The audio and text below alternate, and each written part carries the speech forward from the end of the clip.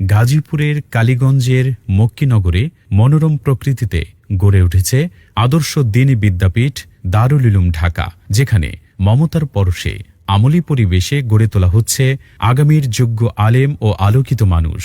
মুহাম্মাদুর রাসূলুল্লাহ ওয়াল্লাযীনা মা'আহু আশিদ্দাউ আলাল কুফফারি রুহামাউ বাইনাহুম তারাহুম রুকআন সুজ্জাদান ইয়াবতাগুনা ফাদলাম মিনাল্লাহি ওয়া রিদওয়ানা। এর অন্যতম আকর্ষণ হল এর সুবিশাল ও মন মাতানো ক্যাম্পাস। মাদ্রাসায় প্রবেশ করলেই চোখে পড়ে সুবিশাল খোলা প্রাঙ্গণ, ফুলের বাগান, ছায়াঘেরা মাঠ এবং প্রশান্তিময় নিরিবিলি পরিবেশ। পুরো মাদ্রাসা এলাকা নিরাপত্তা প্রাচীর বেষ্টিত।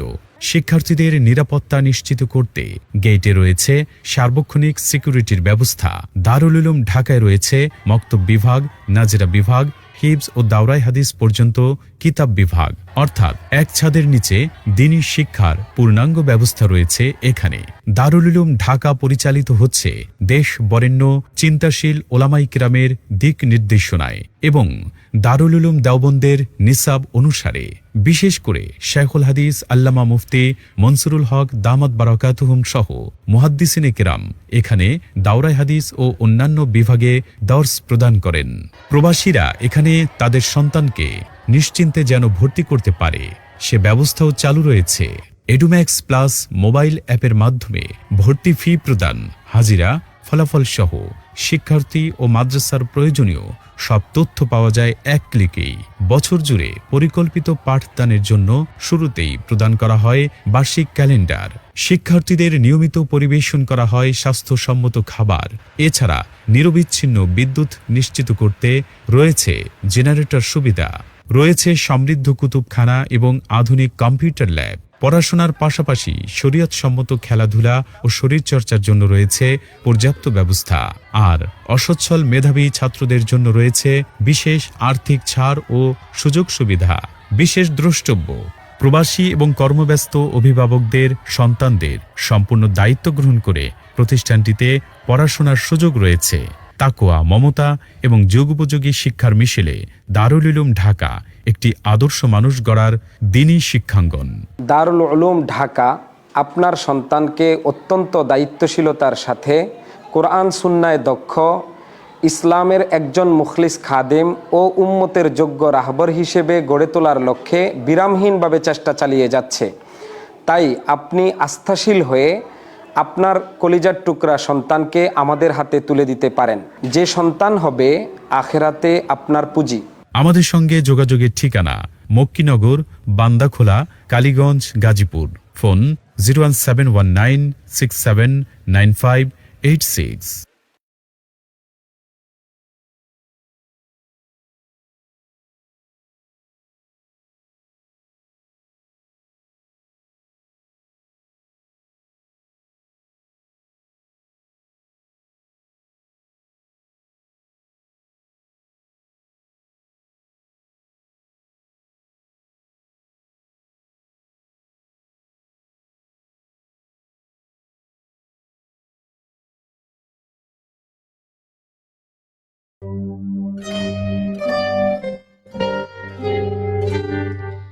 আসসালামু আলাইকুম, স্বাগত জানাচ্ছি ঢাকা FM 90.4-এ।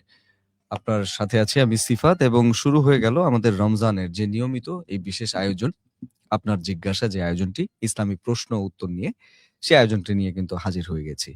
সৌজন্যে দারুল উলুম ঢাকা, কালীগঞ্জ, গাজীপুর। আমাদের সাথে থাকেন সবসময়। এই পর্যন্ত আমরা যতগুলো পর্ব করেছি মোহতরম মুফতি আব্দুল মজিদ সাহেব, এবং তার কাছ থেকে আমরা কিন্তু আপনারা যে প্রশ্নগুলো করেন সেই প্রশ্নগুলোর উত্তর সহি শুদ্ধ উত্তর আমরা জেনে নেওয়ার চেষ্টা করি।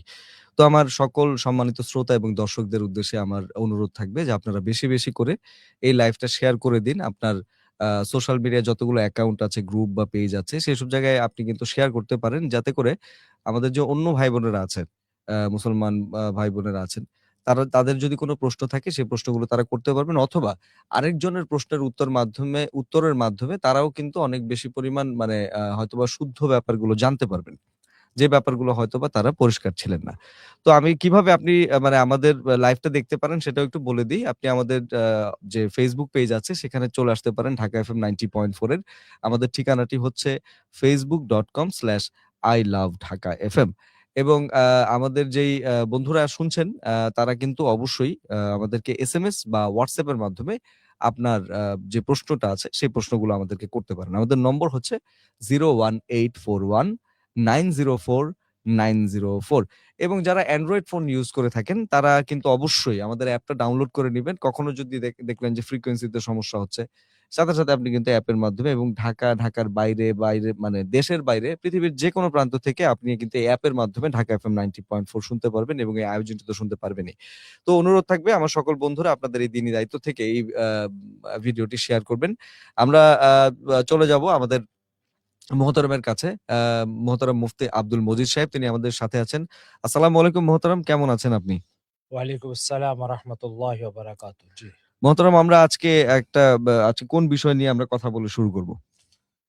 জি, বিসমিল্লাহির রহমানির রহিম। নাহমাদুহু ওয়া নুসাল্লি আলা রাসূলিল কারীম, আম্মা বাদ। সুপ্রিয় দর্শকবৃন্দ, ইতিমধ্যে আপনারা অনেকে আমাদের সাথে যুক্ত হয়েছেন। আজকে আমরা চমৎকার একটা বিষয় নিয়ে কথা বলবো। তারপর আমাদের আলোচনার মূল প্রশ্নোত্তর পর্বে যাব। জি। মনে করেন একটা ফ্যাক্টরি তৈরি করলেন আপনি। ফ্যাক্টরিতে ১,০০০ শ্রমিক কাজ করছে। ফ্যাক্টরির মালিক কোনো কারণে ব্যস্ততার কারণে ফ্যাক্টরিতে আসতে পারছে না। ১,০০০ শ্রমিক যেদিন কাজে নিয়োগ দিল, সেদিন এদের কাজ বুঝিয়ে দেওয়া, এদেরকে কার কি দায়িত্ব সেটা বন্টন করে দেওয়া, কার কি করণীয় সেটা বুঝিয়ে দেওয়া, অফিসের নিয়ম নীতির সাথে পরিচয় করিয়ে দেওয়া, এটার দায়িত্বটা কার? নিশ্চয়ই আপনি বলবেন যে ফ্যাক্টরি তৈরি করেছে তার। আচ্ছা, ফ্যাক্টরি তো তৈরি যিনি করেছেন উনি তো আসতে পারছেন না। তাহলে এই কাজটা কাকে দিয়ে করতে হবে? নিশ্চয়ই কোনো প্রতিনিধিকে দিয়ে করতে হবে। তো তিনি একজন প্রতিনিধি পাঠালেন। পাঠালি বললেন যে, "শোনো, এই ১,০০০ শ্রমিককে উদ্দেশ্য করে বললেন, এই শোনো, তোমরা যে কাজগুলো তোমাদের করা দরকার আমার থেকে শুনে নাও। তোমাদের কার কি দায়িত্ব আমার থেকে জেনে নাও।" আচ্ছা, জেনে নিল। এখন ওই প্রতিনিধি যখন ১,০০০ শ্রমিককে উদ্দেশ্য করে তাদের দায়িত্বের কথা, তাদের এখানে করণীয় বর্জনীয়র যে তালিকাটা দেওয়ার দরকার সেটা যখন দিচ্ছে, তো এবার ১,০০০ শ্রমিকের একটা বিরাট অংশ এই প্রতিনিধির সাথে মারামারি শুরু করল। কেউ তাকে মারতে আসে, কেউ তার উপর আক্রমণ করতে আসে, কেউ তাকে হত্যা করতে আসে, কেউ তাকে ধমকি দেয়। আচ্ছা, এই কাজটা উচিত না অনুচিত? তো আপনারা সবাই বলবেন অনুচিত।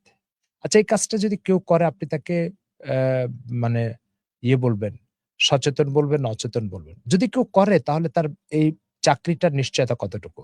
আচ্ছা, যদি কেউ করে তার মাসের শেষে বেতনের নিশ্চয়তা কতটুকু? আপনি বলবেন একেবারেই অনিশ্চিত বিষয় এটা, তাই না? একদম ঠিক মানবজাতি এই কাজটা করেছে। আল্লাহ তাআলা পৃথিবী তৈরি করেছেন। এখানে কোটি সৃষ্টি তৈরি করেছেন। আর যুগে এখানে নবী পাঠিয়ে কেন তাদেরকে সৃষ্টি করা হয়েছে? কি কাজ তাদের? কি করণীয়, কি বর্জনীয়? এই ঘোষণাটা নবীদের মাধ্যমে আল্লাহ তাআলা মানুষকে কাছে পৌঁছাইছেন। এবার এই মানুষগুলো করলো কি ওই শ্রমিকদের মতো। কেউ নবীকে হত্যা করতে আসে, কেউ নবীকে মারতে আসে, কেউ নবীকে লাঞ্ছিত করতে আসে, কেউ নবীকে ভিটা বাড়ির থেকে উৎখাত করতে আসে, কেউ ফ্যাক্টরির থেকে ঘাট ধরে বের করে দেয়। এই হচ্ছে নবীদের সাথে মানুষের আচরণ। এই বক্তব্যটাকে কোরআন মজিদে একটা আয়াতের ভিতরে আল্লাহ তাআলা এইভাবে সাজিয়েছেন। ইয়া হাসরাতান আলাল ইবাদ মা ইয়াতিহিম মির রাসূলিন ইল্লা কানু বিহি ইস্তাহজিউন। হে আমার বান্দারা, হে আমার বান্দারা, আমার বান্দাদের উপর আফসোস, দুঃখ, হতাশ, পরিতাপের বিষয় যে যেই নবীকেই আমি পাঠিয়েছি তার সাথেই তারা উপহাস, ঠাট্টা, বিমাতাসুলভ আচরণ এগুলোই করে গেছে। আরেক আয়াতে আল্লাহ তাআলা বলছেন, ইউকাযযিবুকা ফাকাদ কুযযিবাত রুসুলুম মিন ক্বাবল। যদি এই মক্কাবাসী আপনাকে মিথ্যুক বলে থাকে তো এটা নিয়ে পেরেশান হবেন না। আমি যাকে নবী পাঠিয়ে বানিয়ে পাঠাই তার সাথে এরা এই কাজগুলো করে। তাহলে বিষয়টা কি হলো? বিষয়টা হচ্ছে যিনি ফ্যাক্টরি তৈরি করেছেন তার তো নৈতিক দায়িত্ব এটা। যে আমি একজন প্রতিনিধি পাঠিয়ে এদের করণীয় কি, বর্জনীয় কি এটা জানাবো। এই কাজটা পৃথিবী তৈরি করে যখন আল্লাহ পাক পাঠালেন এই কাজটা, তখন এই পৃথিবীর মানুষ মারামারি শুরু করলো নবীদের সাথে। অপমান করলো, লাঞ্ছিত করলো, অপমানিত করলো। মোহতারাম হাজিরিন, আজকে আমাদের আলোচ্য বিষয় হচ্ছে মুহাম্মদ সাল্লাল্লাহু আলাইহি সাল্লাম হচ্ছে সেই ব্যক্তি, যে ব্যক্তি পৃথিবীর মানুষের সামনে এসে আল্লাহ কেন এই মানুষটাকে সৃষ্টি করলেন? তার জীবনের লক্ষ্য উদ্দেশ্য কি? ১,০০০ বছর গবেষণা করে আপনি বের করতে পারতেন না আল্লাহ আপনাকে তার গোলামীর জন্য তৈরি করেছেন। মুহাম্মদ সাল্লাল্লাহু আলাইহি ওয়াসাল্লামের এটা অনুগ্রহ আপনার উপরে, তিনি আল্লাহর পক্ষ থেকে মেসেজ এনে আপনাকে জানিয়ে দিয়েছেন আপনাকে গোলামের জন্য তৈরি করা হয়েছে। এখন আপনি মুহাম্মদ সাল্লাল্লাহু আলাইহি ওয়াসাল্লাম তার দ্বীন, তার আদর্শ, তার রেখে যাওয়া সুন্নাহর সাথে লড়াই লিপ্ত হয়ে গেলেন। তারপরে, তারপরে আপনার কোনটা নিশ্চয়তা থাকবে বলেন? আপনার নিরাপত্তা, চাকরির নিশ্চয়তা, মাস শেষে বেতনের নিশ্চয়তা, কোনটাই নাই। আপনার চাকরির নিশ্চয়তা, বেতনের নিশ্চয়তা সবকিছু নির্ভর করছে মুহাম্মদ সাল্লাল্লাহু আলাইহি ওয়াসাল্লাম আল্লাহর পক্ষ থেকে প্রেরিত হয়েছেন। তার সাথে আপনি কি আচরণ করেছেন, তার সুন্নাহর সাথে, তার দ্বীনের সাথে, তার রেখে যাওয়া আদর্শের সাথে কি আচরণ করেছেন। এটাকে যদি বুকের সাথে জড়ায় নেন, আপনার আ চাকরির নিশ্চয়তা আছে, বেতনের নিশ্চয়তা আছে, সর্বোপরি আপনার জান্নাতের নিশ্চয়তা আছে।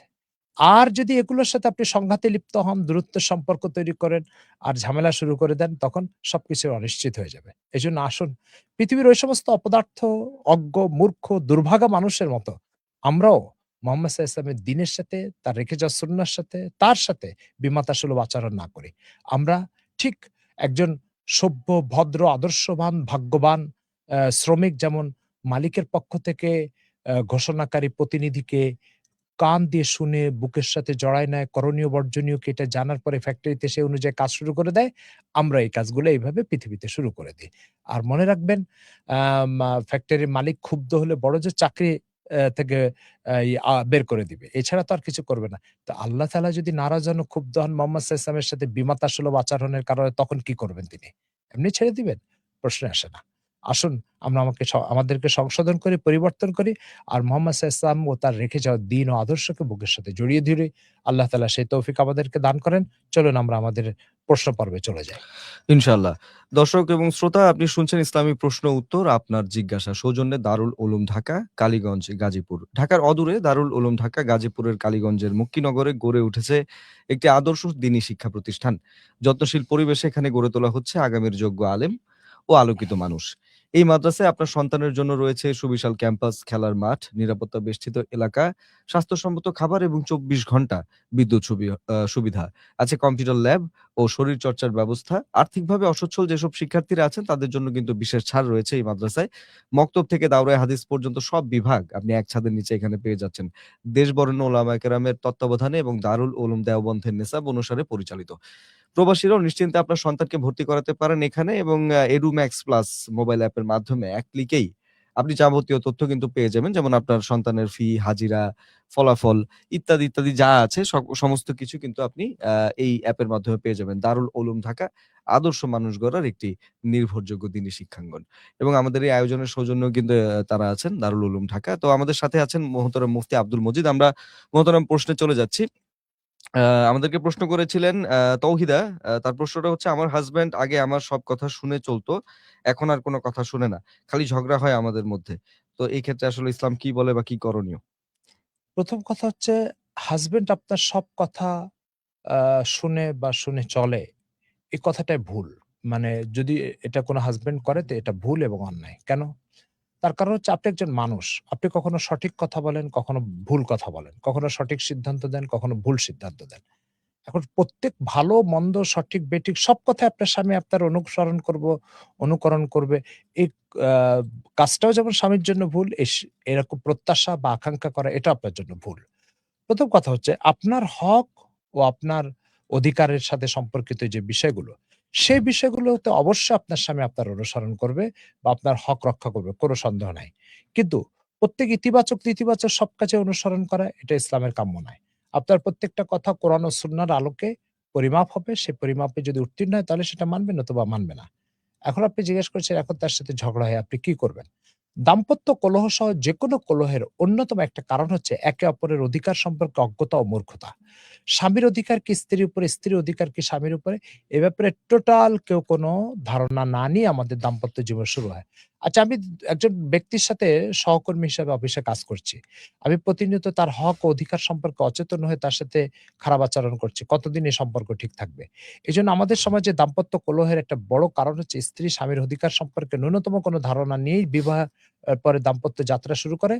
আর আ কার কি অধিকার এটা তো জানি না এবং সেটা বাস্তবায়ন করে না। কারণ আপনাকে মানতে হলে তো জানতে হবে। আপনি জানেনই না তো মানবেন কিভাবে? এইজন্য হাদিস ও ফিকহের প্রত্যেক কিতাবে বাবু হুকুকিল জাওজাইন, স্বামী-স্ত্রীর হক একে অপরের উপরে কি? এটার বিস্তারিত বিবরণ প্রত্যেক হাদিস ও ফিকহের কিতাবে আছে। আমাদের সমাজে দিন জানাকে বোঝা মনে করা হয়। আর এটাকে গুরুত্ব দেওয়া হয় না, অবহেলা করা হয়, ওই অবহেলার পরিণতি হচ্ছে আপনাদের এই সমস্যা। আপনারা সংসার করছেন, কতদিন যাবৎ কোরআন ও সুন্নাহ থেকে জানার চেষ্টা করেছে স্বামীর কি হক আপনার উপরে, আপনার কি হক স্বামীর উপরে, জানেন নাই। এইজন্য হযরত মাওলানা আশরাফ আলী থানভী রহমাতুল্লাহ একটা লিখিত একটা বই আছে, হুকুকুল ইবাদ, বান্দার হক, কার কি হক কার উপরে। এই বইটা আপনি পড়তে পারেন, পড়ে এই ব্যাপারে ধারণা নিতে পারেন। আশা করি বুঝতে পেরেছেন। ধন্যবাদ মোহতারাম। আমাদেরকে লিখেছেন আবু বকর সিদ্দিক, তিনি লিখেছেন হুজুর সালাতুল ইস্তেখারা নামাজের নিয়ম কি? ইস্তেখারা, জি। ইস্তেখারার অর্থ হচ্ছে আল্লাহ তাআলার কাছে কল্যাণ কামনা করার নামাজ। কল্যাণ কামনা করার নামাজের অর্থ হচ্ছে যে আপনি অজু করে ২ রাকাত নামাজ পড়বেন একান্ত ধ্যানমগ্নতার সাথে। এরপর আপনি ওই দোয়াটা পড়বেন যেটা ইস্তেখারার দোয়া। আমাদের ফিকহ ও হাদিসের কিতাবে আহকামে জিন্দেগিতে ফাজাইল আমলে এই বেহেশতি জেবরে লেখা আছে। আল্লাহুম্মা ইন্নী আস্তাখিরুকা বিইলমিকা ওয়া আস্তাকদিরুকা বিকুদরাতিকাল আযীম। ফাইন্নাকা তা'লামু ওয়া লা আ'লামু ওয়া আনতা তাকদিরু ওয়া লা আকদিরু ওয়া আনতা আল্লামুল গুয়ুব। এই দোয়াটা লম্বা দোয়া। এই দোয়াটা আপনি মুখস্থ করবেন। মুখস্থ যদি না করতে পারেন তাহলে দেখে, দেখে পড়বেন। পড়ে তারপরে যদি সুযোগ হয় রাত্রে ঘুমায় গেলেন, তো আল্লাহ তাআলা স্বপ্নেও বিষয়টার ব্যাপারে সঠিক সমাধান দিতে পারে আপনাকে। আবার দিলের প্রবল টান ও ঝোঁক থেকেও স স ইয়ে একটা সমাধান দিতে পারে। আশা করি বুঝতে পেরেছেন। জি। শাহিদা আমাদেরকে লিখেছিলেন ভুল করে কিছু খেয়ে ফেললে কি রোজা ভেঙে যায় নাকি? না, রোজা ভেঙে যায় না, রোজা ঠিক থাকে। আপনি ভুল করে খাওয়ার পরে অস্থির হওয়ার কিছু নেই। জি, আমাদেরকে লিখেছেন একজন বন্ধু, তিনি হচ্ছেন আমি একজন হাফেজ। আমি এক জায়গায় খতম তারাবি পড়াচ্ছি। এখন আমার প্রশ্ন, আমাকে যদি হাদিয়া দেয়া হয় তাহলে সেই টাকা কি আমি নিতে পারবো কিনা?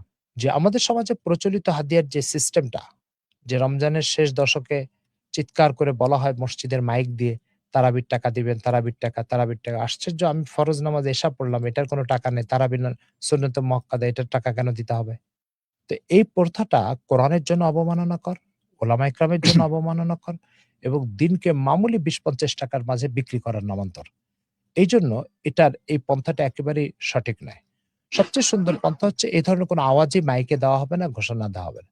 মুসলমানরা স্বতঃস্ফূর্তভাবে কোনো ধরনের চাপ এবং ছাড়া আপনার উৎসাহিতকরণ ছাড়াই যদি হাফেজ সাহেবকে নিজের থেকে কোনো হাদিয়া দেয়, সেটার ব্যাপারে ইসলামের কোনো আপত্তি নাই। কিন্তু এই প্রক্রিয়া যেটা, এই প্রক্রিয়াটা কোরআনের জন্য অবমাননাকর। এজন্য এটা পরিহার করা উচিত। জি। ধন্যবাদ মোহতারাম। একজন বন্ধু জানতে চেয়েছেন যে আসলে রোজার নিয়ত তিনি কিভাবে করবেন? রোজার নিয়ত তিনি করবেন কি? আপনি সেহরি খেতে উঠেছেন, এটাই রোজার নিয়ত। রোজার নিয়তের জন্য মোটেও আলাদা কোনো শব্দ উচ্চারণ করার দরকার নেই। কেউ করলে সেটা ভুল নয়। তবে রোজার দিলের অবস্থাটাই হচ্ছে নিয়ত। অর্থাৎ আমি সেহরি খেতে উঠেছি, কালকে ফরজ রোজা রাখবো, এটাই নিয়ত। দিলের এই অবস্থাটাকে নিয়ত বলে। জি। মোহতারাম, কোন গুনাহের কোন আযাব তা জানার জন্য কোন কিতাব পড়তে পারি?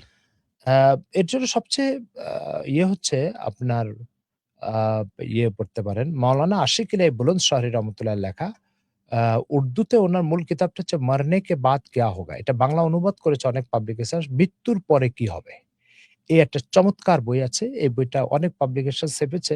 আপনি যেকোনো পাবলিকেশনস এর অনুবাদটা পড়তে পারেন। ইনশাআল্লাহ এটাতে আপনি জানতে পারবেন যে আসলে কোন অপরাধের জন্য আল্লাহ পাক কি শাস্তি বরাদ্দ রেখেছেন। জি। আমিনুল ইসলাম হৃদয়, আ হুজুর ঢেকুর আসলে গলায় পানি আসলে কি রোজার সমস্যা হবে নাকি? গলায় পানি আসছে, কিন্তু সেই পানিটা আপনি গিলে খেয়ে ফেলেছেন। এটার দ্বারা রোজা ক্ষতিগ্রস্ত হবে। কিন্তু ওটা ফেলে দিয়েছেন তাহলে আর কোনো সমস্যা নাই। জি। আলী হোসেন লিখেছেন দিনের বেলায় যারা বেরোজাদারদের খাওয়ায় তাদের ব্যাপারে ইসলাম কি বলে? হোটেল রেস্তোরাঁয় পর্দা দিয়ে খাওয়ানো কতটুকু জায়েজ? দেখুন, একজন লোক হচ্ছে আ একটা চাকু নিয়ে একজনকে আঘাত করে ছিনতাই করল। আর আরেকজন সেই চাকুটা তাকে এগিয়ে দিল। ২ জন অপরাধী। তবে যিনি আঘাত করল তার অপরাধের মাত্রাটা বেশি। যিনি চাকু এগিয়ে দিয়ে সহযোগিতা করল তার অপরাধের মাত্রাটা একটু কম। একজন স্পষ্ট রোজা না রেখে হোটেল রেস্টুরেন্টে যে খাচ্ছে, সে রোজাকে অপমান করলো, রমজান মাসকে অপমান করলো, সর্বোপরি সে তার স্রষ্টার সাথে একটা সংঘাতে লিপ্ত হলো, যেখানে তার পরাজয় নিশ্চিত। আর আরেকজন এর রোজাহীন ব্যক্তিকে খাওয়ালো বা খেতে উৎসাহিত করলো, সহযোগিতা করলো। এ হচ্ছে চাকু এগিয়ে দেওয়ার মতো। সুতরাং এটাতেও সে অপরাধী এবং সেও রোজার অপমান করেছে এবং অপমানের কাজে সহযোগিতা করেছে। সেও তার স্রষ্টার সাথে বেইমানি শুরু করেছে। জি। নফল নামাজ কি বসে পড়া যায়? আ জি, সুস্থ মানুষ নফল নামাজ বসে পড়তে পারবে। কোন সমস্যা না। আপনি বসে পড়তে পারেন। জি। জি, আমাদের একজন বন্ধু লিখেছেন আমি রুকাইয়া। আমার প্রশ্ন হলো রমজান এলে মিডিয়ার কি মেয়েরা পর্দা করে বাকি সময় করে না। পর্দার আসলে বিধানটা কি? পর্দার বিধান সম্পর্কে তিনি জানতে চেয়েছেন। দেখুন, আ আমি আপনাকে একটা সুন্দর কথা বলি। আপনার কাছে মনে করেন পকেটে কলম আছে, পকেটে কিছু কাগজ আছে, পকেট পকেটে কিছু টাকাও আছে। আপনি কলমটা এরকম বুক পকেটে রেখে দিবেন। টাকাও এরকম বুক পকেটে রেখে দিবেন। এই কাগজও এই ধরনের বুক পকেটে রেখে দিবেন, বাইরে থেকে যেটা দেখা যাবে। কিন্তু যখনই টাকার প্রশ্ন আসে তখন আপনি মানিব্যাগের একদম ভিতরে ৩ নম্বর পকেটে রাখবেন। কেন? কেন ৩ নম্বর পকেটে রাখলেন? এটা মূল্যবান। এটার নিরাপত্তার ঝুঁকি কাগজ আর কলমের চেয়ে বেশি। এই ঝুঁকির কারণে আর তার মূল্য মর্যাদার কারণে আপনি ভিতরে রাখবেন। তাহলে বোঝা গেল মূল্যবান জিনিসকে পর্দাবৃত করা হয়। মূল্যবান জিনিসকে সেফ রাখা হয়। এখন যখন একজন মেয়ে পর্দার ভিতরে থাকবে না, তখন সে কি করলো? আল্লাহ তাআলা তাকে মর্যাদাপূর্ণ করে টাকার মতো সংরক্ষিত জায়গায় রাখার চেষ্টা করছে। আর সে নিজেকে কলমের মতো মূল্যহীন অথবা কাগজের মতো মূল্যহীন ওপেন জায়গায় চলে আসছে। আর যখনই চলে আসবে তখনই তার নিরাপত্তা ঝুঁকিতে পড়বে। স্বাভাবিক। মূল্যবান জিনিস তার নির্ধারিত সেফ জোনের ভিতরে যদি না থাকে, নিরাপত্তার বেষ্টনীর ভিতরে যদি না থাকে তাহলে তার নিরাপত্তা ঝুঁকিতে পড়বে। এইজন্য প্রত্যেক নারীর কথার কথা ইসলাম পর্দার কথা ফরজ করে নাই। আমি আমার জায়গা থেকে বলছি। তারপরও মানুষ টাকা, মূল্যবান সম্পদ, স্বর্ণ, রূপা এগুলা মূল্যবান হওয়ার কারণে একটা নিরাপত্তা ও নিরাপদ জায়গায় হেফাজত করে। এই চিন্তার থেকেই ইসলামের কথা নাই নিলাম আমি। এই চিন্তা থেকে তো একজন নারী তার ইজ্জত আবরু রক্ষার জন্য সেটাকে মূল্যবান ও দামি বানানোর জন্য এভাবে সেভ করা উচিত। যখনই আপনি এই সেফ জোন থেকে বেরিয়ে আসবেন, তো আপনার নিরাপত্তা ঝুঁকিতে পড়বে। তো এটার পর্দার সম্পর্ক নারীর সাথে, নারীর ইজ্জত আবরুর সাথে পর্দার সম্পর্ক রমজানের সাথে নয়। পর্দা কোনো সিজনিয়াল সিজনাল আমল নয়, সিজনাল কাজ নয়। এটা আ শীতের সবজির মতো না। শীতকালে করতে হবে আর গরমকালে চলে যাবে। না। এটা শীতের চাদর আর শীতের সোয়েটারের মতো না। যে শীত আসছে তাই সোয়েটার গায়ে দিব, শীত চলে যাবে সোয়েটার ছেড়ে দিব। তো রমজান আসছে তো পর্দাবৃত হব আর রমজান চলে গেলে পর্দা ছেড়ে দিব। এরকম না। এটা ১২ মাস সার্বক্ষণিক আমল। এটাকে কোন সাময়িক সময়ের ভিতরে আটকানোর কোন সুযোগ নাই। আশা করি বুঝতে পেরেছেন। জি। জি, অলিউল্লাহ লিখেছেন, আমার প্রশ্ন হলো আমাদের দিকে কিছু মাযহাবী ভাইরা আমাদের ক্যালেন্ডারে ইফতারির সময় হওয়ার ৩ মিনিট আগে আজান দেয়। অনেক সময় ধোঁকায় পড়ে আমরাও ইফতার করে ফেলি। আমাদের রোজার হুকুম কি হবে? এটা একটু বিস্তারিত আপনি যখন জানাবেন। জানেনই সে আপনার আ দিন মানার যে পন্থা, সে পন্থার উপরে সে নাই, তো তার টাইম অনুযায়ী আপনি কেন ইফতারি করবেন? আপনি আপনার টাইমে ইফতারি করবেন। সে যখন পারে তখন করবে। আর তারটা নিয়ে আপনার এই অস্থিরতার কারণটা কি? সে তার পন্থা অবলম্বন করছে। আপনার যে নিজস্ব পন্থা আছে সেটাতে আপনি অবলম্বন করার অনুসরণ করবেন। জি। জি, দর্শক আপনি দেখছেন এবং শুনছেন ইসলামী প্রশ্ন উত্তর আপনার জিজ্ঞাসা। অনুরোধ থাকবে বেশি, বেশি করে শেয়ার করে দিন। যারা এইমাত্র যুক্ত হয়েছেন আমি একটু বলে দেই কোথায় আপনি বা যারা শুনছেন এখন তাদেরকে বলে দিচ্ছি যে কোথায় আপনি লাইভটা পাবেন আমাদের। আমাদের Facebook পেজে কিন্তু এখন আমরা লাইভে আছি। তো আমাদের ঠিকানাটি হচ্ছে facebook.com/iloveDhaka.fm এবং আপনি চাইলে SMS, WhatsApp এর মাধ্যমেও কিন্তু আপনার প্রশ্নগুলো আমাদেরকে পাঠাতে পারেন। আমাদের নম্বরটি হচ্ছে 01841 904 খাদিমুল বাশার লিখেছেন, পায়ের ব্যথায় দাঁড়িয়ে তারাবি পড়তে কষ্ট হয়, বসে পড়তে পারবো কি? জি, আপনার যদি সমস্যা থাকে তো ইসলাম সমস্যা বান্ধব একটি জীবন আদর্শ। ইসলাম কখনো এই কথা বলে নাই যে আপনার সমস্যা আছে তারপর আপনি জোর করে এটা চাপিয়ে নেন নিজের উপরে। এই সুযোগ ইসলামে নেই। কারণ এটা স্রষ্টার দিন। আর স্রষ্টা যিনি তিনি সৃষ্টির প্রতিটা স্বার্থ, সুবিধা, অসুবিধাকে গুরুত্ব দিয়ে তার বিধানকে তৈরি করেছেন। সুতরাং আপনার পায়ে যদি ব্যথা হয় তো কোনো সমস্যা নেই। আপনি বসে, বসে তারাবি পড়তে পারেন। জি। জি, আমাদেরকে লিখেছেন সাইদুর ইসলাম, আসসালামু আলাইকুম হুজুর। ঈশার ফরজ নামাজে আ লাউডলি ভয়েস কিরাত পড়া তার সাথে মুক্তাদি কিরাত পড়লে কি গুনাহ হবে কি? আমি আসাম থেকে মানকাচর, আচ্ছা আমাদের সাইদুর ইসলাম যে বন্ধু আসাম থেকে আমাদেরকে শুনেন। আ জি, সাইদুল ইসলাম ভাই আপনি আপনার বা পেজ থেকে আমাদের অনুষ্ঠানটা শেয়ার করে দিবেন যাতে করে তৃণমূল পর্যায়ে মানুষের জন্য দিন জানার এই সুযোগটা ফলপ্রসূ হয় এবং উপকারী হয়। সাইদুল ভাই আপনি আসাম থেকে বলছিলেন। আম আ আল্লাহ রাসূল সাল্লাল্লাহু আলাইহি সাল্লামের এক চমৎকার হাদিস। হাদিসটা আছে হচ্ছে মুয়াত্তা ইমাম মোহাম্মদ ইন্ডিয়ান কপি পৃষ্ঠা নম্বর ৯৮। সেখানে আল্লাহ রাসূল বলছেন, "মান কানা লাহু ইমামুন ফাকিরাতুল ইমামি লাহু কিরাতুন।" যে ব্যক্তি ইমামের সাথে নামাজ পড়ছে, ইমামের কেরাতটাই মুসল্লির কেরাত। তার মানে আপনি যখন ইমামের পিছনে নামাজ পড়বেন আপনাকে আত্তাহিয়াতু পড়তে হবে, দুরূদ শরীফ পড়তে হবে, দোয়া বাসুরা পড়তে হবে, সানা পড়তে হবে, রুকু সেজদা তাসবিহ সুবহান রাব্বিল আযীম, সুবহান রাব্বিল আলা পড়তে হবে। কিন্তু যেটা পড়তে হবে না সেটা হচ্ছে কেরাত। কেননা কেরাতের ব্যাপারে কোরআন মজিদ বলছে ওয়াইদা কুরিয়াল কোরআন ফাস্তামিউ লাহু, যখন কেরাত পড়া হয় তখন কান লাগিয়ে শোনো। এরপর আপনি খেয়াল করতে পারেন মুসলিম শরীফ ৭৪ নম্বর পৃষ্ঠা ইন্ডিয়ান কপি। সেখানে আল্লাহ রাসূল সাল্লাল্লাহু আলাইহি ওয়াসাল্লামের হাদিস আসছে। আল্লাহ রাসূল সাল্লাল্লাহু আলাইহি ওয়াসাল্লাম বলছে ওয়াইদা ক্বারাল ইমামু ফানসিতু, ইমাম যখন কেরাত করে তখন তুমি চুপ করে শোনো, কান লাগিয়ে শোনো। এই হাদিস ও আয়াত থেকে স্পষ্ট যে ইমামের পিছনে মুক্তাদিকে কেরাত পড়তে হবে না। ইমামের কেরাতটাই মুক্তাদির কেরাত হিসেবে গণ্য হবে। কিন্তু আত্তাহিয়াতু পড়তে হবে, দুরূদ শরীফ পড়তে হবে, দোয়া মাসুরা পড়তে হবে, সানা পড়তে হবে। আশা করি বুঝতে পেরেছেন। জি। ধন্যবাদ মোহতারাম। আমি আমার সম্মানিত সকল শ্রোতা দর্শকদের উদ্দেশ্যে বলতে চাই, ঢাকার অদূরে দারুল উলুম ঢাকা গাজীপুরের কালীগঞ্জের মক্কিনগরে গড়ে উঠেছে একটি আদর্শ দ্বীনী শিক্ষা প্রতিষ্ঠান। যত্নশীল পরিবেশে এখানে গড়ে তোলা হচ্ছে আগামীর যোগ্য আলেম ও আলোকিত মানুষ। এই মাদ্রাসায় আপনার সন্তানের জন্য রয়েছে সুবিশাল ক্যাম্পাস, খেলার মাঠ, নিরাপত্তা বেষ্টিত এলাকা, স্বাস্থ্যসম্মত খাবার এবং ২৪ ঘন্টা বিদ্যুৎ সুবিধা। আছে কম্পিউটার ল্যাব ও শরীরচর্চার ব্যবস্থা। আর্থিকভাবে অসচ্ছল শিক্ষার্থীদের জন্য রয়েছে বিশেষ ছাড়। মক্তব থেকে দাওরায়ে হাদিস পর্যন্ত সব বিভাগ এক ছাদের নিচে আপনি এই মাদ্রাসায় পেয়ে যাচ্ছেন এবং দেশ বরেণ্য ওলামায়ে কেরামের তত্ত্বাবধানে এবং দারুল উলুম দেওবন্দের নিসাব অনুসারে এটি পরিচালিত হয়। প্রবাসীরাও নিশ্চিন্তে সন্তান ভর্তি করাতে পারেন এবং এডুম্যাক্স প্লাস মোবাইল অ্যাপের মাধ্যমে এক ক্লিকেই যাবতীয় তথ্য যেমন ফি, হাজিরা, ফলাফল ও অন্যান্য তথ্য কিন্তু আপনি পেয়ে যাবেন। দারুল উলুম ঢাকা আদর্শ মানুষ গড়ার একটি নির্ভরযোগ্য দ্বীনী শিক্ষাঙ্গন। আমাদের এই আয়োজন মানে আপনার জিজ্ঞাসায় আয়োজনের মানে সৌজন্যেও কিন্তু আছেন দারুল উলুম ঢাকা। এবং আমি আমার সকল বন্ধুদের উদ্দেশ্যে বলতে চাই আরো একবার যে আপনারা একটু বেশি, বেশি করে শেয়ার করে দিন। যেন সকলের কাছে এই তথ্যগুলো পৌঁছাতে পারে। আমাদেরকে লিখেছিলেন মোহতারাম একজন, কিন্তু তার নাম লিখেন নাই। তার ২ টি প্রশ্ন। ১ম প্রশ্নটি হচ্ছে ছেলেরা হাতে কি আংটি পরা জায়েজ কিনা? আংটি কি ধাতুর তার উপর নির্ভর করবে যে এটা জবাব কি। আংটি যদি আপনার রূপার হয় তাহলে ৭৩ গ্রাম পর্যন্ত জায়েজ আছে। ৭৩ গ্রামের আংটি একজন পুরুষ পড়তে পারবে। এর বেশি পড়তে পারবে না। স্বর্ণের আংটি যদি হয় তাহলে ১ গ্রাম হলেও পড়তে পারবে না। স্বর্ণের আংটি পুরুষের জন্য হারাম। আল্লাহ রাসূল সাল্লাল্লাহু আলাইহি ওয়াসাল্লাম স্বর্ণের দিকে ইশারা করে বলেছেন, ইন্নাল্লাহ হাররামা হাদা আলা যুকুরি উম্মতি। আল্লাহ তাআলা এই জিনিসটাকে আমার উম্মতের পুরুষদের জন্য হারাম করেছেন। সুতরাং স্বর্ণ পুরুষের জন্য হারাম ইসলামে। বিবাহতে দিক, উপহার দিক অথবা আপনি কোনো শখের বশবর্তী হয়ে পড়েন, সবটাই হারাম ইসলামে। হ্যাঁ, আ বে নারীর জন্য এগুলো অলংকার, সে পড়তে পারে। আর রূপা ছাড়া এর বাইরে লোহার বা অন্যান্য ধাতুর এগুলো লোহারটা পরা উচিত নয়। কিন্তু অ অন্যান্য ধাতুর যেগুলো বিভিন্ন রোগ ব্যাধি বা চিকিৎসার জন্য পড়ে, সেগুলার ব্যাপারে ইসলামের আপত্তি নেই। জি।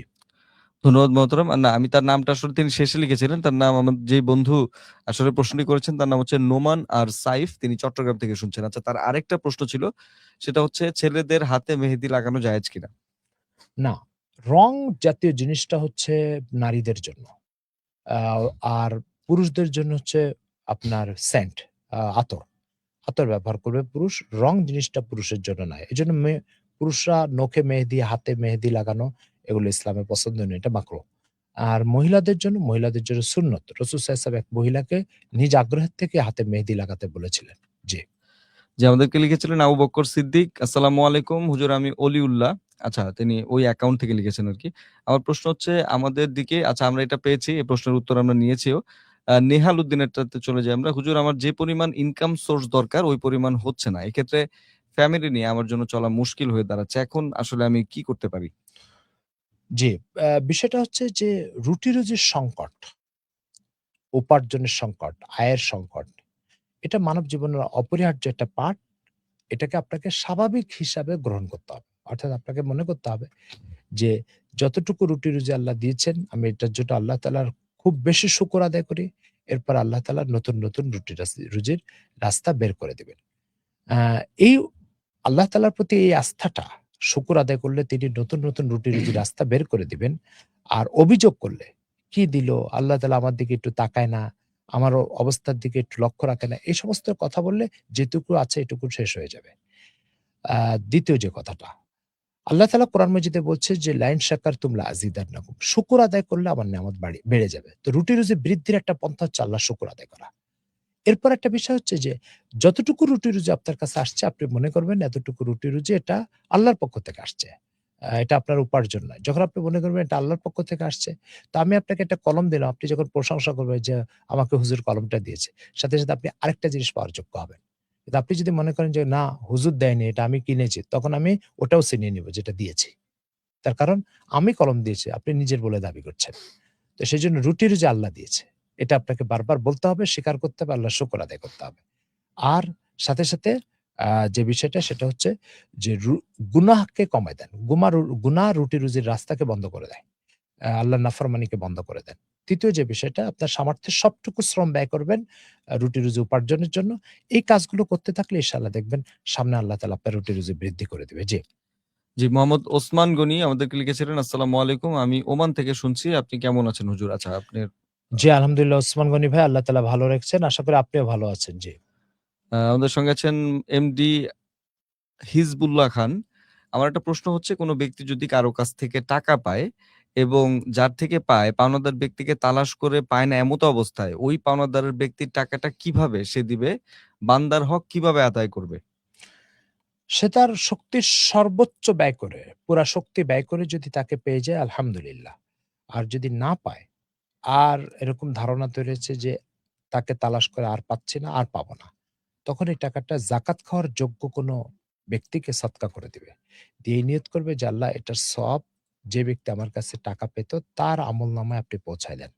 এই নিয়তে সদকা করে দিবে। আশা করি এটার দ্বারাই সে উপকৃত হবে এবং সে এটার দায় থেকে অব্যাহতি পাবে। আশা করি বুঝতে পেরেছেন। জি। জি, এমডি হাবিবুল্লাহ ইলিয়াস তিনি লিখেছেন, আমি বরিশাল থেকে। আমার প্রশ্ন হলো, রোজা রেখে নামাজ পড়ে না, তার বিধান কি ইসলামে?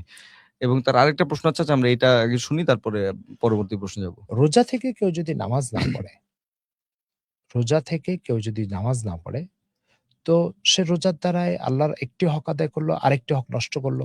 তো যেটা আদায় করেছে সেটার প্রতিদান পাবে। আর যেটা নষ্ট করেছে সেটার জন্য শাস্তি ভোগ করবে। আর দ্বিতীয় কথা হচ্ছে আমি ৩.৫ হাত বডি, আল্লাহ সারা পৃথিবীর মালিক। এই মালিকের হুকুমকে প্রতিদিন ৫ বার অমান্য করা, জীবনে একবার অমান্য করার সুযোগ নেই, ৫ বার প্রতিদিন কিভাবে অমান্য করব? আপনি কি গত সপ্তাহে আপনার অফিসের বসের কোন একটা কথা অমান্য করেছেন? না, আপনি করেন নাই। তাহলে একটা সপ্তাহের ভিতরে আপনার বসের একটি কথা অমান্য করেন নাই। আচ্ছা, একজন স্রষ্টা আপনাকে সৃষ্টি করেছে। প্রতিদিন তার কথা ৫ বার অমান্য করছেন। ঠিক আছে? এই দুঃসাহস দেখানো কি সৃষ্টি হিসেবে আমার জন্য উচিত? আচ্ছা, যার হাতে চাকরি তার কথা অমান্য করি না। আর যার হাতে যান তার কথা একটাও মানি না। এটা কেমন কথা? যার হাতে চাকরি তার কথা আমরা একটাও অমান্য করি না। আর যার হাতে আমার যান তার একটা কথাও মানি না। ঠিক আছে? এটা কি দ্বিচারিতা নয়? জি। এর চেয়ে বড় নীতিহীনতা দুনিয়াতে কি আছে? আশা করি বুঝতে পেরেছেন। জি। যে আমাদেরকে লিখেছিলেন হাবিবুল্লাহ মিসবাহ। তার মানে আরেকটা প্রশ্ন, সেটা হচ্ছে যে একজন ডায়াবেটিস ও থাইরয়েডের রোগী রোজা রাখা অবস্থায় গলা জিহ্বা শুকিয়ে যায়, যার ফলে জিহ্বা ভিজিয়ে রাখতে হয়। এই অবস্থায় করণীয় কি? রোজার হুকুম কি? না, রোজা অবস্থায় জিহ্বা ভিজানোর কোনো সুযোগ নেই। অর্থাৎ বাইরের পানি দিয়ে। থুতু দিয়ে ভিজানো সেটা স্বাভাবিক, এটা করতে পারেন। কিন্তু বাইরের পানি দিয়ে জিহ্বা ভিজানোর কোনো সুযোগ নেই। একটা বিষয়। ২ নম্বর বিষয় হচ্ছে যে অ্যা বা হ্যাঁ, কুলি করতে পারেন। কুলি করে পানিটা ফেলে দেওয়া। এই কাজটা করতে পারেন। কিন্তু আসলে শুকানোর জায়গাটা যদি আপনি জিহ্বা বলেছেন, আসলে তো শুকানোর জায়গা গলা। আর গলা ভিজাতে গেলে আপনাকে পেটে পানি চলে যাবে, রোজা ভেঙে যাবে। এইজন্য আপনাকে রোজা অবস্থায় এই সুযোগ নেই। রয়ে গেল আপনি চরম অসুস্থ বা দুরবস্থার শিকার। এর জন্য আপনি আ কোনদিন যদি খুব বড় সমস্যায় পড়েন সেদিন রোজা ভেঙে ফেলবেন। কিন্তু গলা শুকিয়ে পানি পেটে ঢুকায় রোজাকে টিকিয়ে রাখার কোন সুযোগ নাই। আশা করি বুঝতে পেরেছেন। জি, ওসমান গনি আমাদেরকে লিখেছেন, ফিতরা কিভাবে দিব? ফিতরা হচ্ছে বাংলাদেশ সরকারের ইসলামিক ফাউন্ডেশনের এবং বাইতুল মোকাররম জাতীয় মসজিদের খতিব হযরত মাওলানা আব্দুল মালিক সাহেব দামাত বারকাতুহুল আলিয়া তিনি ঘোষণা করেছেন ফিতরা ৳১১০ দিবে।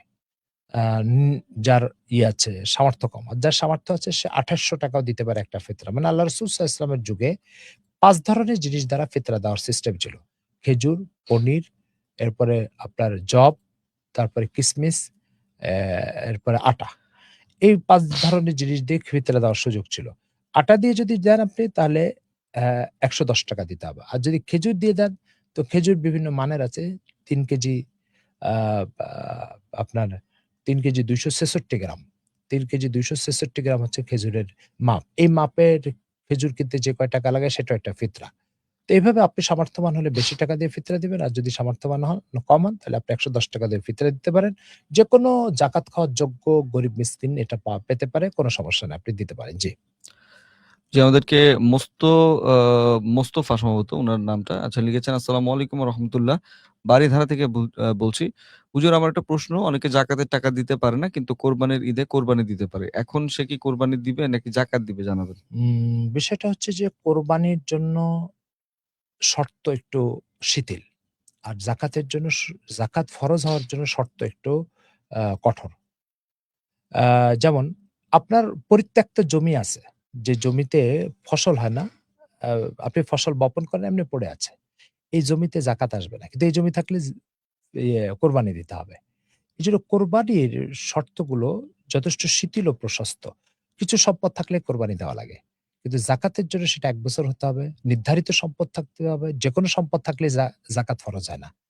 এজন্য যিনি কোরবানি আ যার উপরে ওয়াজিব হবে এবং সে শর্ত যার ভিতরে পাওয়া যাবে সে কোরবানি দিবে। আর জাকাতের যে শর্তটা, সে শর্ত যার ভিতরে নাই সে জাকাত দিবে না। আশা করি বুঝতে পেরেছেন। জি। জি, আমাদেরকে লিখেছেন খালিদ মাহমুদ। তিনি লিখেছেন, "আসসালামু আলাইকুম। কেমন আছেন? আমার নাম খালিদ মাহমুদ। আমার প্রশ্ন, রোজা অবস্থায় স্বপ্নদোষ প্রতিদিন হওয়ার কারণ কি? এই কারণে কি এর কারণ কি, এর থেকে বাঁচার আসলে কোনো উপায় নাই কি?" ১ম কথা হচ্ছে যে আপনার যে সমস্যা এটা চিকিৎসা সংক্রান্ত সমস্যা। এটার সমাধান ডাক্তাররা দিতে পারবে। আমরা এখানে শরীয়তের সাথে সম্পর্কিত সমাধানগুলো দিয়ে থাকি।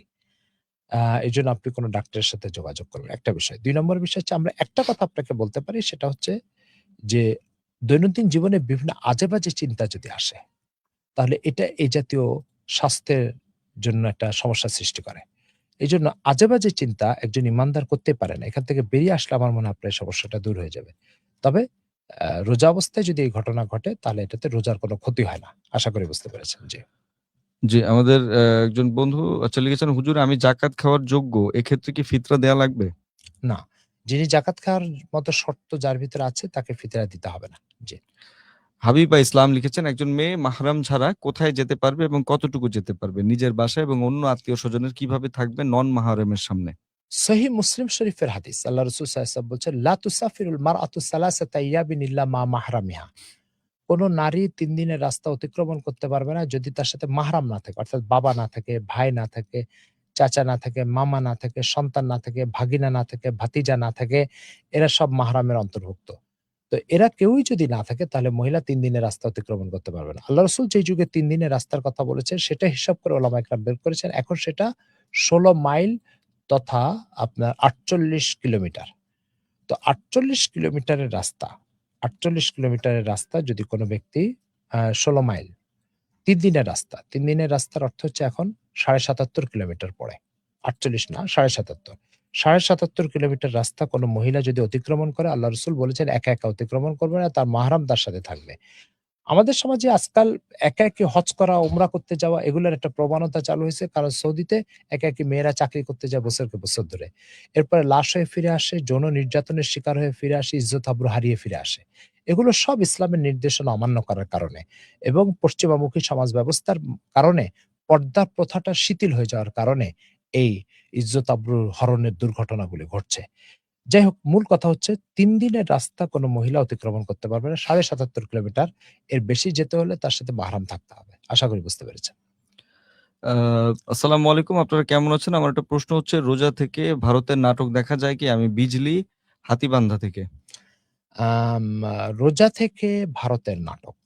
তো আপনার ৩ টা প্রশ্ন। প্রশ্নের ৩ টা অংশ। একটা হচ্ছে আ রোজা অবস্থায় নাটক দেখা। আরেকটা হচ্ছে রোজা অবস্থায় ভারতীয় নাটক দেখা। এটা একটা প্রশ্ন। ৩ নম্বর প্রশ্ন হচ্ছে রোজা ছেড়ে ইবাদতের বাইরে এই ধরনের কোনো অনর্থক চরিত্র ধ্বংসের কোনো কাজ করার সুযোগ আছে কিনা? ১ম কথা হচ্ছে যে রোজা এমন একটা ইবাদত, যে ইবাদতের ভিতরে আপনার জীবনের হালাল কাজগুলোকে আল্লাহ পাক হারাম করেছেন।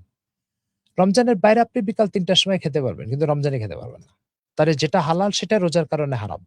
তো যে হালাল কাজগুলোই রোজা হারাম করে দেয়, সেই রোজার মধ্যে আপনি আ রোজার বাইরের হারাম কাজটাকে কিভাবে অনুপ্রবেশ করাবেন?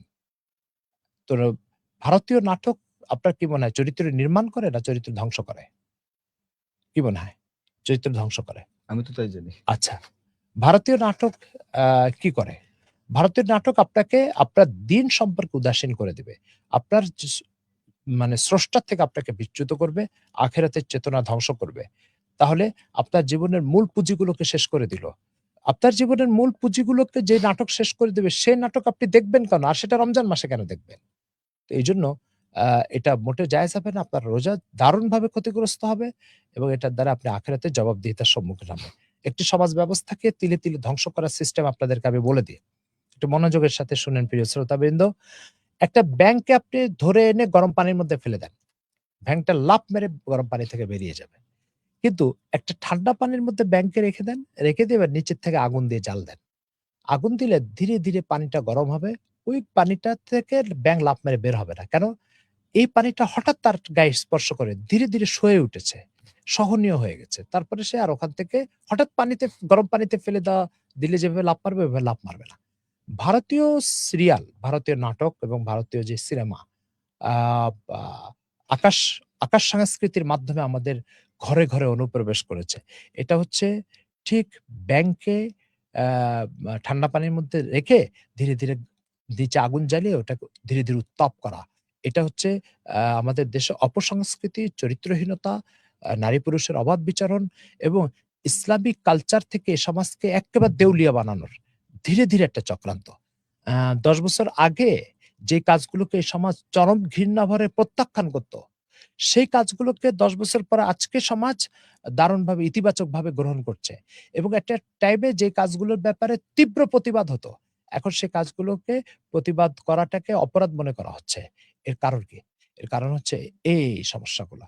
আচ্ছা আমাদের সমাজে একটা টাইমে ঢাকা ইউনিভার্সিটিতে ১৯৬০-৬৫ সালের দিকে একজন ছেলে যদি একজন ছাত্রীর সাথে কথা বলতে হতো, অনুমতি নিয়ে তারপরে কথা বলতে হবে। এখন কি অবস্থা? এখন তো আমাদের ইউনিভার্সিটি গুলো একটা আ মিনি পতিতালয়ে পরিণত হয়েছে। এইজন্য আ আ ইডেন কলেজের ইতিহাস আপনাদের গত সরকারের টাইমে জানা আছে। জাহাঙ্গীরনগর ইউনিভার্সিটিতে আ ধর্ষণের সেঞ্চুরির কথা জানা আছে আপনাদের।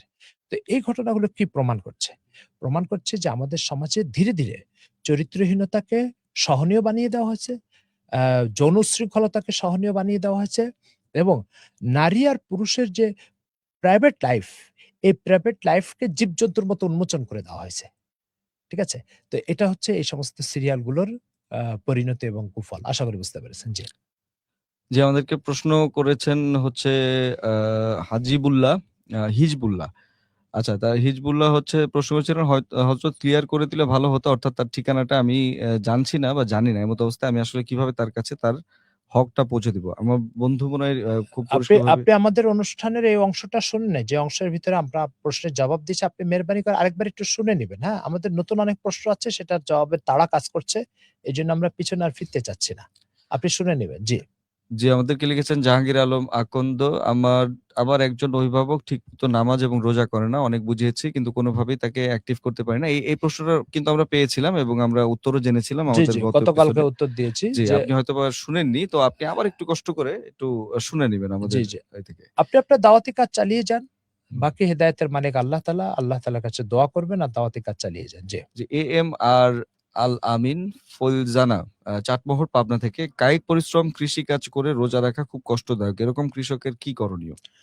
প্রথম কথা হচ্ছে আল্লাহ রাসূল সাল্লাল্লাহু আলাইহি সাল্লাম মু গোলামবান্দির মালিকদেরকে বলেছে রমজান মাসে মালিকরা যেন গোলামের উপরে কাজ হালকা করে দেয়। সেই হিসাবে কৃষিকাজ যারা কৃষি শ্রমিক যারা নিয়োগ দেন তাদেরকে এই বিষয়টা অনুধাবন করতে হবে যে আসলে সে ১ম এ আল্লাহর সৃষ্টি, পরে আমার শ্রমিক। তো যেহেতু সে ১ম এ আল্লাহ তাআলার সৃষ্টি, তো আল্লাহ তাআলার হকটা আগে তাকে আদায় করার সুযোগ দিতে হবে। তারপরে আল্লাহ সৃষ্টি করার কারণে সে আমাকে শ্রম দিয়ে উপকৃত করতে পারছে। সুতরাং আল্লাহর হকটাকে নষ্ট করে আমার কাজে তাকে আটকে রাখা এটা নৈতিকতার একটা স্খলন। সেজন্য আল্লাহর হকটা সুষ্ঠুভাবে পালন করতে হবে অতটুকু টাইমেই তাকে কাজে লাগানো উচিত। প্রয়োজনে আপনি পারিশ্রমিক কম দেন।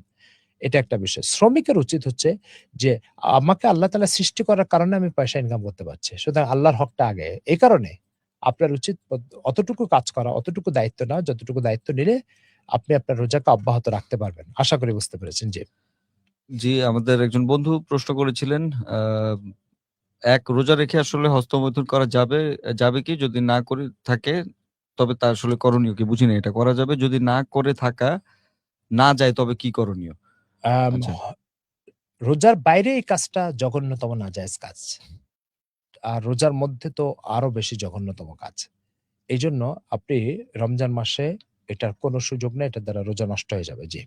এবং তার ২য় প্রশ্ন ছিল আমি একবার এক একটি বাস থেকে নামার সময় ভাড়া দিয়ে ৳৩ ফেরত পাওয়ার কথা, কিন্তু চালক ভুলে আমাকে ৳40 ফেরত দিলেন। এরপর অনেক খুঁজেছি কিন্তু তাকে পাইনি। এখন আমার আসলে করণীয় কি? করণীয় হচ্ছে এই টাকাটা আপনি কোনো যাকাত খাওয়ার যোগ্য ব্যক্তিকে সদকা করে দিবেন।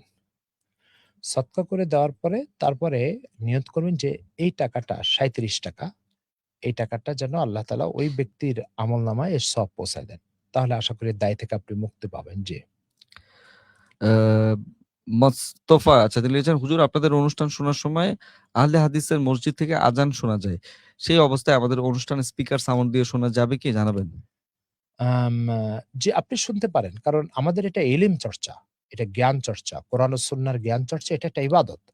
তো ইবাদতের টাইমে যদি কোনো আজান শুরু হয়ে যায়, ইবাদত শুরু হওয়ার পরে, তাহলে অ্যা আপনার যেহেতু আপনি একটা আমলের মধ্যে আছেন, তো এটার থেকে আলাদা হওয়ার কোনো প্রয়োজন নেই। হ্যাঁ, আপনি কোনো গুনাহের কাজ বা সাধারণ কোনো কাজে আছেন, তাহলে সেখানে আপনি স্থগিত করে তারপর আজান শুনবেন। জি। জি, রংপুর থেকে আমাদের একজন বন্ধু প্রশ্ন করেছেন যে, আমার দাদি কুরআন পড়ার শেষে একটা বোতলে পানি রাখে, সেখানে ফু দেয়। আমরা অসুস্থ হলে সেই পানি খাওয়ায়। এটা কি জায়েজ? আম জি, এটা জায়েজ। কোনো সমস্যা না, আপনি করতে পারেন। জি।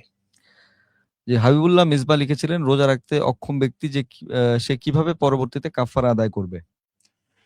জি, রোজা রাখতে অক্ষম ব্যক্তি অর্থাৎ শরীয়তে গ্রহণযোগ্য ওজর যদি তার থাকে, তাহলে সে রমজানের পরে এই রোজাগুলোকে যে কয়টা রোজা তার দ্বারা নষ্ট হয়েছে সে কয়টা রোজা সে কাজা করে দিবে। এভাবে সে রাখবে। আর যদি ওজর ছাড়া রোজা ভেঙে ফেলে, তাহলে ৬০ টা রোজা নন স্টপ থাকতে হবে বিরতিহীনভাবে। আরেকটা কাজা মোট ৬১ টা থাকতে হবে। জি।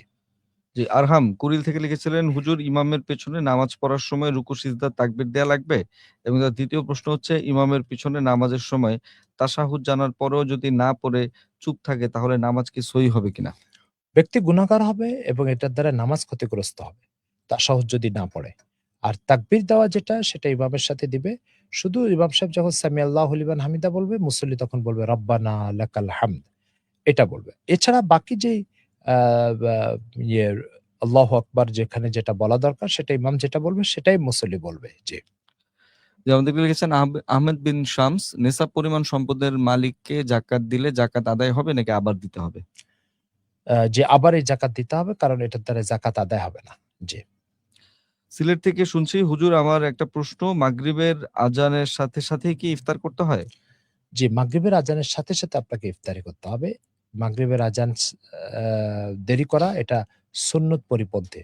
রাসূল সাল্লাল্লাহু আলাইহি ওয়াসাল্লামের এক সাহাবীর ব্যাপারে জিজ্ঞেস করা হয়েছে যে, সে আজানের সাথে, সাথে ইফতারি করে। তো সে আল্লাহ রাসূল সাল্লাল্লাহু আলাইহি ওয়াসাল্লামের স্ত্রী হযরত আয়েশা সিদ্দিকা বলছেন, আসাবা সুন্নাতা। সে সুন্নতকে অনুসরণ করল। জি। জি, খাদিজা লিখেছেন, প্রথমে আমার সালাম নিবেন। ওয়ালাইকুম আসসালাম। ওস্তাদ জি ও সিফাত ভাই ভালো আছেন আশা করি। আমি জামাতে না গিয়ে একাই তারাবি সালাত আদায় করি। বেতেরের সময় ১ম রাকাত সূরা নাস, ২য় রাকাতে ফালাক এবং ৩য় রাকাতে ইখলাস পড়ি। তবে এই ৩ টা সূরা দিয়ে কি প্রতিদিন পড়লে আমার কি গুনাহ হবে নাকি? ১ম কথা হচ্ছে আপনি জামাতে না যেয়ে একা, একা তারাবির নামাজ পড়ছেন, এটা কাজটা ঠিক করছেন না। তারাবির নামাজ খাদিজা উনি খাদিজা, জি, খাদিজা মেয়ে। আচ্ছা, আচ্ছা, ঠিক আছে। আমরা তো বুঝতে পেরেছি, জি, মনে করেছিলাম যে ছেলে। জি।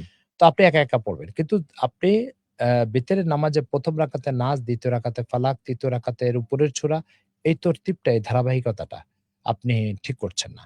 আপনি ১ম এ উপরের সূরা পড়বেন, পরের রাকাতগুলোতে নিচের সূরা পড়বেন। আশা করি বুঝতে পেরেছেন। জি।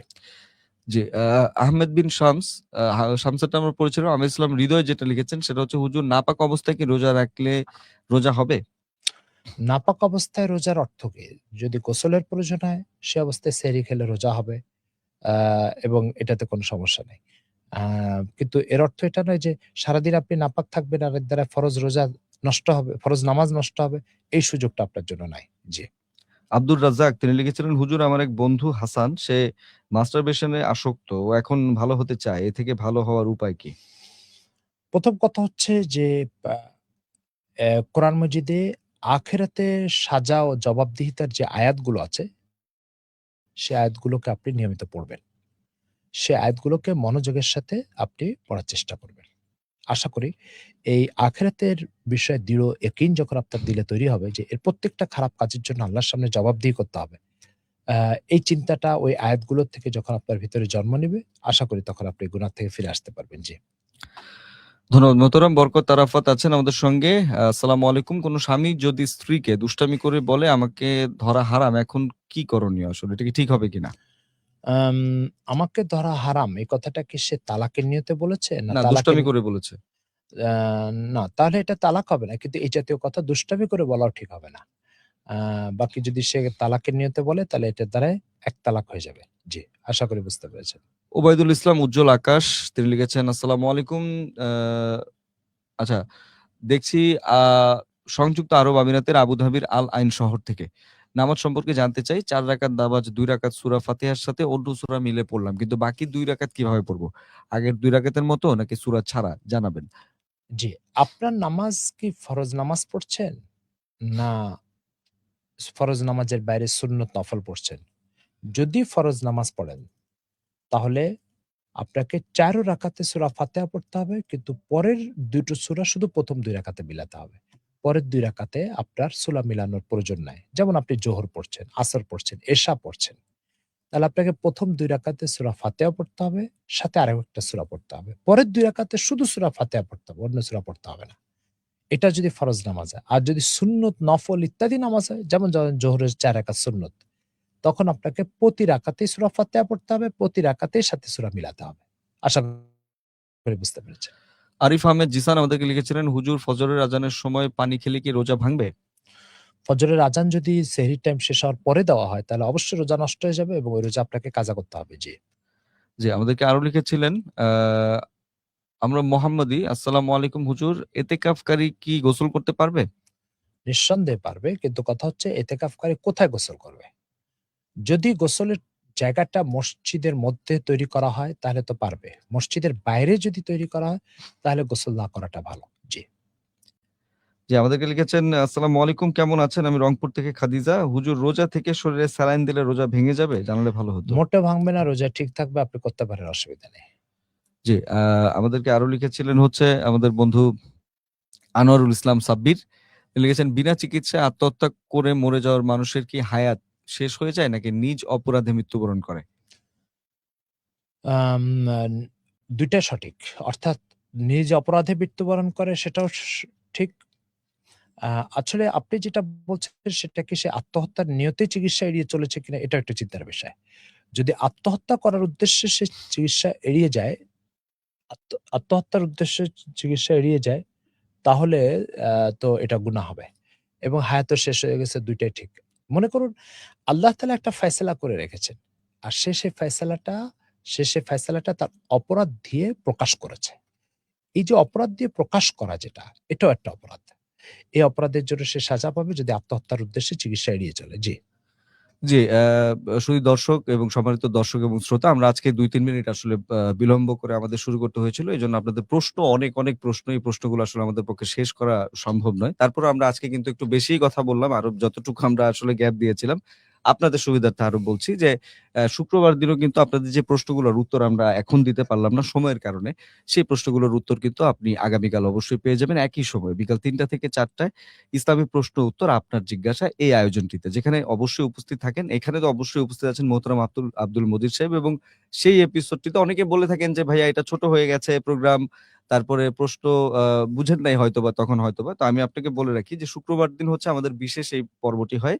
যেখানে মোহতারাম আপনাদের যে প্রশ্নের উত্তরটি আমাদের এই লাইভ প্রোগ্রামগুলোতে সরাসরি সময় দিয়ে বলতে পারেন না বা সময়ের কারণে বলতে পারেন না, সেগুলোর উত্তর কিন্তু আমরা আসলে নেয়ার চেষ্টা করি। তো আগামী দিন শুক্রবার ইনশাআল্লাহ আমরা সেদিনও ৩টা থেকে ৪টার মধ্যে যেই বন্ধুরা প্রশ্ন করে এখনো ওয়েট করছিলেন, তাদের প্রশ্নগুলোর উত্তর আমরা দিতে পারিনি। সেই প্রশ্ন সেখান থেকেও আমরা উত্তর নেয়ার চেষ্টা করব। কারণ আপনাদের এত আ সাড়া পেয়েছি আমরা। এজন্য কৃতজ্ঞতা এবং অনেক ধন্যবাদ। অবশ্যই ভিডিওটা বেশি করে শেয়ার করে দিবেন। আমরা খুব ছোট্ট করে মোহতারামের কাছ থেকে অল্প করে কিছু শুনে আমরা আজকের মতো বিদায় নিব। আজকে একটা বিষয়ে আমাদের শ্রোতাবৃন্দের সাথে আলোচনা করে বিদায় নিব। আশা করি আপনারা আরো ২-৩ মিনিট আমাদের সাথে থেকে এই আলোচনাটা উপভোগ করবেন। আপনারা নিশ্চয়ই ফুটবলের মাঠে ফুটবল খেলা দেখেছেন।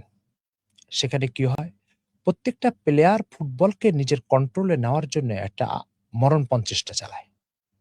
আচ্ছা, যখন সে ফুটবলটাকে খুব চেষ্টা করে নিজের কন্ট্রোলে নিতে পারে, তারপরে কি করে? এক কিকে গোলকি গো পার করে দিয়ে তারপরে গোল বলে চিৎকার করে। তাহলে আহ, আপনি দুইটা অবস্থা দেখছেন। একটা অবস্থা হচ্ছে মানে মরণপণ চেষ্টা চালিয়ে যাচ্ছে ফুটবলটাকে নিজের কন্ট্রোলে নেওয়া, এটা একটা অবস্থা।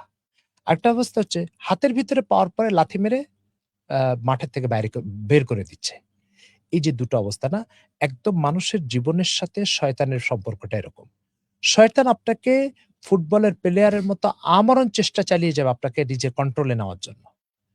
আর যখনই আপনি আল্লাহ তাআলার গোলামিকে উপেক্ষা করে শয়তানের কন্ট্রোলে চলে যাবেন, শয়তান তখন এক লাথি মেরে আপনাকে জাহান্নামে পাঠিয়ে দিবে। সুতরাং ফুটবল প্লেয়ারটা ফুটবলের সাথে যে আচরণ করবে, শয়তান ঠিক আপনার সাথে সে আচরণটাই করবে। আপনাকে এখন সিদ্ধান্ত নিতে হবে, আপনি কি শয়তানের হাতের ফুটবলে পরিণত হবেন জাহান্নামে যাওয়ার জন্য, নাকি তার কন্ট্রোল থেকে নিজেকে রক্ষা করার চেষ্টা করে একটা সেফ জোন অর্থাৎ আল্লাহর গোলামির মধ্যে আশ্রয় নেবেন। এটা আপনাকে সিদ্ধান্ত নিতে হবে। আশা করি বুঝতে পেরেছেন।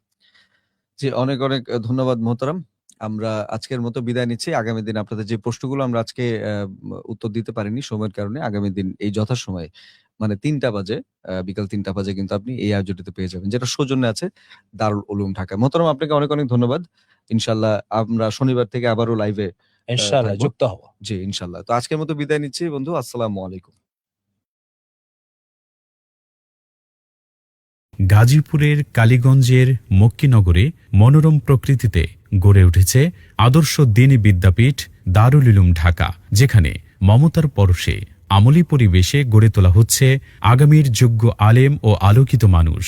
মুহাম্মাদুর রাসূলুল্লাহ ওয়াল্লাযীনা মা'আহু আশিদ্দাউ আলাল কুফফারি রুহামাউ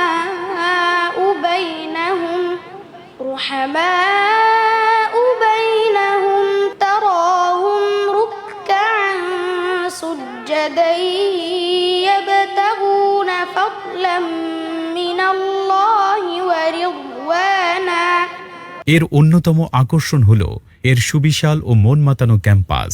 মাদ্রাসায় প্রবেশ করলেই চোখে পড়ে সুবিশাল খোলা প্রাঙ্গণ, ফুলের বাগান, ছায়াঘেরা মাঠ এবং প্রশান্তিময় নিরিবিলি পরিবেশ। পুরো মাদ্রাসা এলাকা নিরাপত্তা প্রাচীর বেষ্টিত। শিক্ষার্থীদের নিরাপত্তা নিশ্চিত করতে গেটে রয়েছে সার্বক্ষণিক সিকিউরিটির ব্যবস্থা। দারুল উলুম ঢাকায় রয়েছে মক্তব বিভাগ, নাজেরা বিভাগ, হিফজ ও দাওরাই হাদিস পর্যন্ত কিতাব বিভাগ, অর্থাৎ এক ছাদের নিচে দ্বীনি শিক্ষার পূর্ণাঙ্গ ব্যবস্থা রয়েছে এখানে। দারুল উলুম ঢাকা পরিচালিত হচ্ছে দেশ বরেণ্য চিন্তাশীল ওলামাই কিরামের দিক নির্দেশনায় এবং দারুল উলুম দেওবন্দের নিসাব অনুসারে। বিশেষ করে শাইখুল হাদিস আল্লামা মুফতি মনসুরুল হক দামাত বারাকাতুহুম সহ মুহাদ্দিসিনে কিরাম এখানে দাওরাই হাদিস ও অন্যান্য বিভাগে দর্স প্রদান করেন। প্রবাসীরা এখানে তাদের সন্তানকে নিশ্চিন্তে যেন ভর্তি করতে পারে সে ব্যবস্থাও চালু রয়েছে। এডুম্যাক্স প্লাস মোবাইল অ্যাপের মাধ্যমে ভর্তি ফি প্রদান, হাজিরা, ফলাফল সহ শিক্ষার্থী ও মাদ্রাসার প্রয়োজনীয় সব তথ্য পাওয়া যায় এক ক্লিকেই। বছর জুড়ে পরিকল্পিত পাঠদানের জন্য শুরুতেই প্রদান করা হয় বার্ষিক ক্যালেন্ডার। শিক্ষার্থীদের নিয়মিত পরিবেশন করা হয় স্বাস্থ্যসম্মত খাবার। এছাড়া নিরবিচ্ছিন্ন বিদ্যুৎ নিশ্চিত করতে রয়েছে জেনারেটর সুবিধা। রয়েছে সমৃদ্ধ কুতুবখানা এবং আধুনিক কম্পিউটার ল্যাব। পড়াশোনার পাশাপাশি শরীয়তসম্মত খেলাধুলা ও শরীরচর্চার জন্য রয়েছে পর্যাপ্ত ব্যবস্থা। আর অসচ্ছল মেধাবী ছাত্রদের জন্য রয়েছে বিশেষ আর্থিক ছাড় ও সুযোগ সুবিধা। বিশেষ দ্রষ্টব্য, প্রবাসী এবং কর্মব্যস্ত অভিভাবকদের সন্তানদের সম্পূর্ণ দায়িত্ব গ্রহণ করে প্রতিষ্ঠানটিতে পড়াশোনার সুযোগ রয়েছে। তাকওয়া, মমতা এবং যুগোপযোগী শিক্ষার মিশেলে দারুল উলুম ঢাকা একটি আদর্শ মানুষ গড়ার দ্বীনি শিক্ষাঙ্গন। দারুল উলুম ঢাকা আপনার সন্তানকে অত্যন্ত দায়িত্বশীলতার সাথে কোরআন সুন্নায় দক্ষ, ইসলামের একজন মুখলিস খাদেম ও উম্মতের যোগ্য রাহবর হিসেবে গড়ে তোলার লক্ষ্যে বিরামহীনভাবে চেষ্টা চালিয়ে যাচ্ছে। তাই আপনি আস্থাশীল হয়ে আপনার কলিজার টুকরা সন্তানকে আমাদের হাতে তুলে দিতে পারেন। যে সন্তান হবে আখেরাতে আপনার পুঁজি। আমাদের সঙ্গে যোগাযোগের ঠিকানা মক্কিনগর, বান্দাখোলা, কালীগঞ্জ, গাজীপুর। ফোন 01719679586।